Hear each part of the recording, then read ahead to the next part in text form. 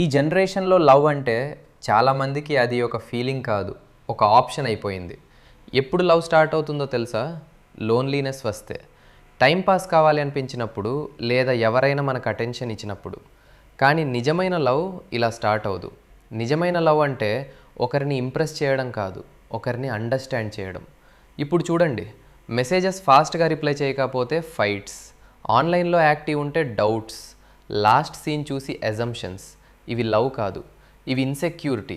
ఈ జనరేషన్లో చాలామందికి ప్రాబ్లం ఏంటి అంటే వాళ్ళకి పర్సన్ కాదు, వాళ్ళకి ఫీలింగ్ కావాలి. ఎవరైనా వచ్చి ఆ గ్యాప్ ఫిల్ చేస్తే సరిపోతుంది అని అనుకుంటున్నారు. అందుకే రిలేషన్షిప్స్ ఎక్కువ కాలం నిలవడం లేదు. ట్రూ లవ్ అంటే పర్ఫెక్ట్ పర్సన్ దొరకటం కాదు, ఇంపెక్ట్ పర్సన్ని పర్ఫెక్ట్గా యాక్సెప్ట్ చేయడం. కానీ ఇప్పుడు చిన్న మిస్టేక్ చేసిన రీప్లేస్, బెటర్ ఆప్షన్ దొరికితే మూవ్ ఆన్ అనే మైండ్ సెట్తో లవ్ని కూడా యాప్ లాగా ట్రీట్ చేస్తున్నారు. Download, use, uninstall.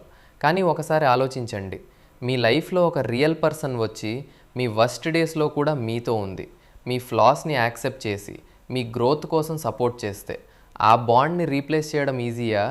ఈ జనరేషన్లో పేషెన్స్ లేదు, అండర్స్టాండింగ్ లేదు, కానీ ఎక్స్పెక్టేషన్స్ మాత్రం అన్లిమిటెడ్.